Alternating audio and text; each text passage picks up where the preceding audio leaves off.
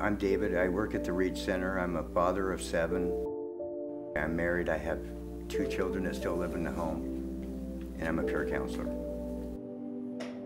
I have 6.5 years of clean time. So my name's Jessica. I work at the Reach Center. It's actually Skagit Valley Reach Center in Melbourne. And I have 6.5 years clean and sober. My clean date is January 5th. I have been working as a certified peer counselor there for almost 5 years now. We started using together. We went through addiction together. We got clean together.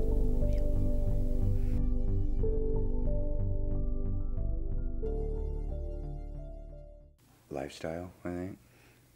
I would say for me, it was the fact that our parenting wasn't what we wanted it to be. Not to mention how painful, when you don't have your fix, how it feels, and not wanting to feel that pain anymore.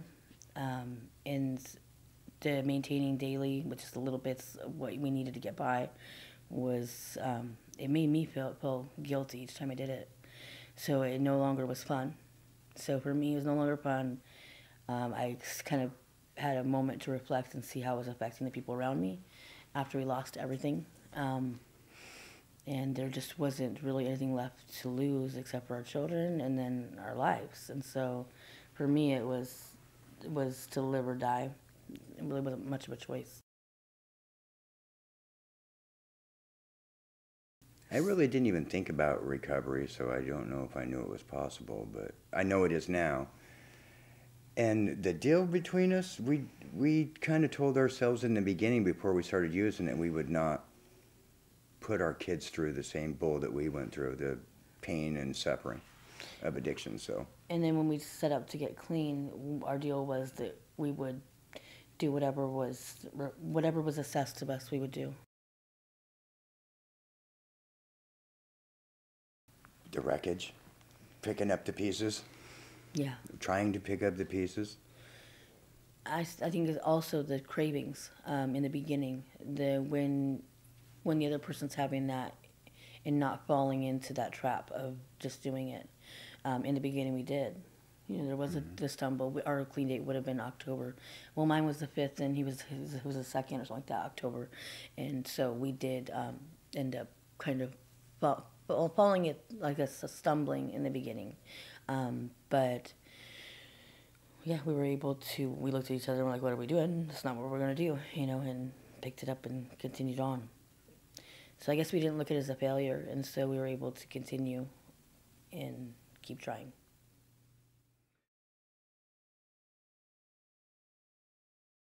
Don't listen to the advice of people saying that it's impossible to do.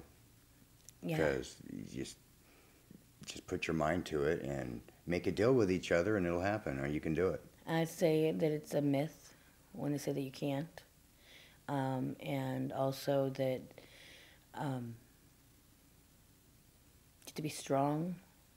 And I guess for me, I kind of held all my strengths for him too. There's days where he would tell me that the only reason he's able to is because he had me. That's how he's staying sober. And you have to look to other things other than your partner. And I remember telling him that a few times because I would have my meeting or whatever it is I was doing that was keeping me clean.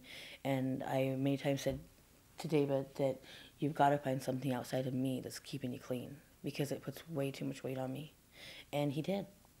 He really did. He that's when he really put a lot more work into. He found friendships at the Reach, and spent a lot of time volunteering and doing peer support. And once he did that, that wasn't even that long ago. It was, I would say, about 2 years ago.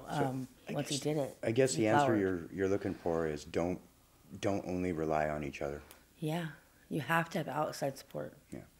If you don't, I feel like if you do just rely on each other, it's a matter of time before you're going to go back out. And I kind of felt that fear of not succeeding, and so we had many conversations to where I was like, you really have to reach out. I would come home and I could tell he was unhappy. He was just hanging on by a string. And so once he did reach out, it's been amazing. Like, I have people at the Reach Center where he volunteered, where I've been working for almost 5 years now, say that David 2 years ago is not David today, like at all. And I believe the same.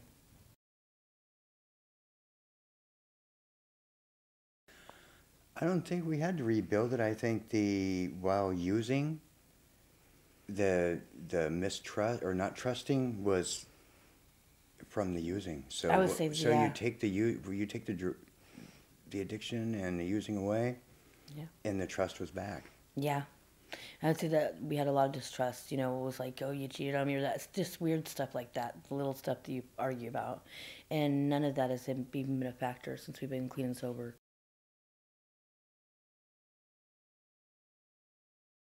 I'd say that parenting then, Was very hurtful, well, sad.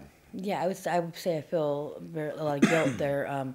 I wouldn't say they we really were parents. They didn't want to brush their teeth. They didn't brush their teeth. We were gonna make them. We do anything that was much work. We didn't. We just didn't do. And we were just kind of going with the flow, I guess. Not even trying our hardest. We weren't trying our hardest, and when we were using, and today I feel like we do. It was more important to get that fixed than to put food on the table, and Yeah. now it's not. You know, we may put food on the table, but it wasn't what they needed to be eating. You know, nutritious-wise, we didn't pay attention to any of that. Today, we do. You know, if they're not having enough of something, we're trying to fill that need. Don't have the fog in front of us anymore. Yeah.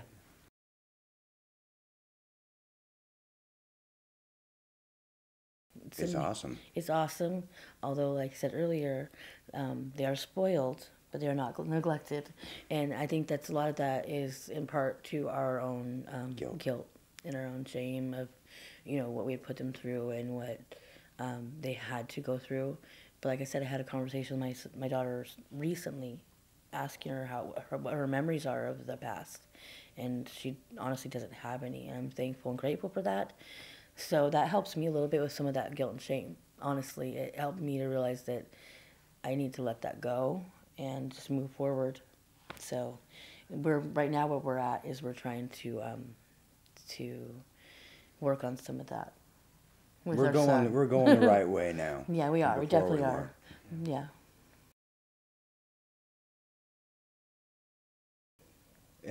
Yeah. Managing back then, we didn't have really much. Nothing to manage. Yeah, but and what we did get was not used the right way. Today we pay. It's actually this last month we finally got caught up to where we're paying everything ahead. First time since before I got into deep addiction. You know, being able to pay everything and knowing you have all the needs met are pretty awesome. It's a slippery. Finance is a slippery. That's what I want to say. A slippery slope there. Yeah, Even when you've been in recovery a long time, if you're not used to having the finance, and finances and you get them, it's if you don't do it right. Yeah, we're working on budgeting right now, actually. I like to be in control of everything in my life. Or I like the feeling of the control of everything. But when I was using, I didn't have control of nothing. Yeah. Kind of hard to get used to, but when you get used to it, it's good. Well, it's scary because when it rains, have you ever heard the saying, when it rains, it pours? I have not felt that. And I hear it from other people, and, you know, when I talk to them, they're like, oh, you know, this happened, that happened. When it rains, it pours. I'm like, honestly, I have not felt that way in my recovery because I feel like if you're doing the next right thing, It'll work out. Everything's going to work out in the end. And even when things don't go so great, I don't find myself, like, worrying about them because for me, I believe in God. And so as long as I have God on my side, I know I can trust him. So even if things are kind of going the way I don't want them to go, I know it's going to be all right. So that's just something that has changed hugely in my recovery is that I used to worry a lot. If you stay in recovery, you don't got to worry about it. Yeah.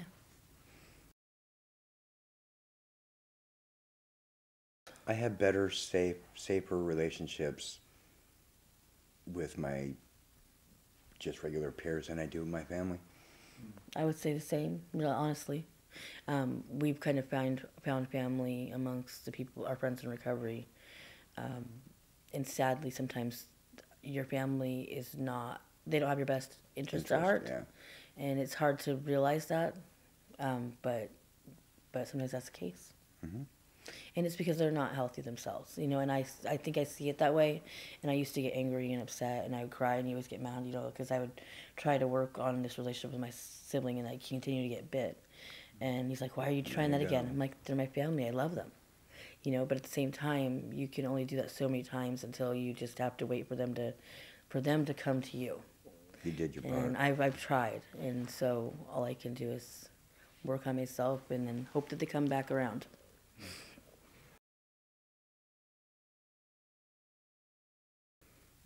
I don't feel like any of the past have really reflects. I think if the past is gonna help me build relationships with the people I'm around, so Yeah. but I don't consider it baggage. Yeah, I don't feel like there's any baggage with that.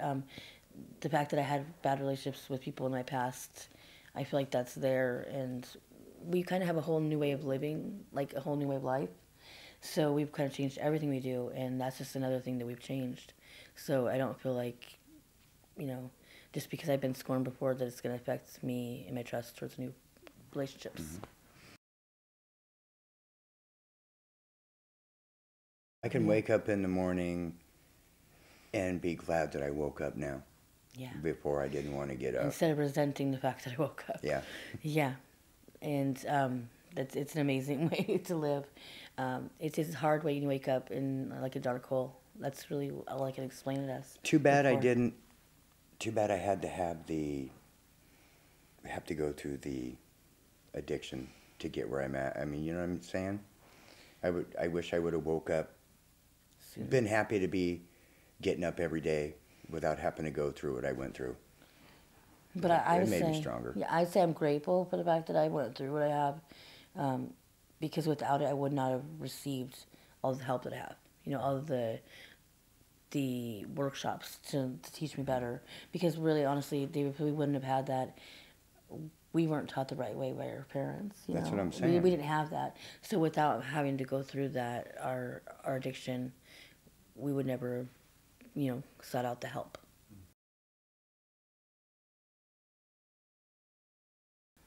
Reach out for help.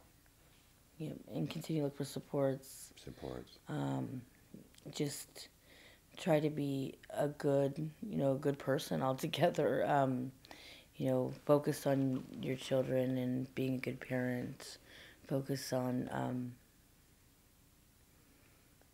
Don't live in the past. Yeah, that's one look big towards the thing. future. Yeah, if you continue It'll be big. to feel guilt for it, you're going to stay back there. But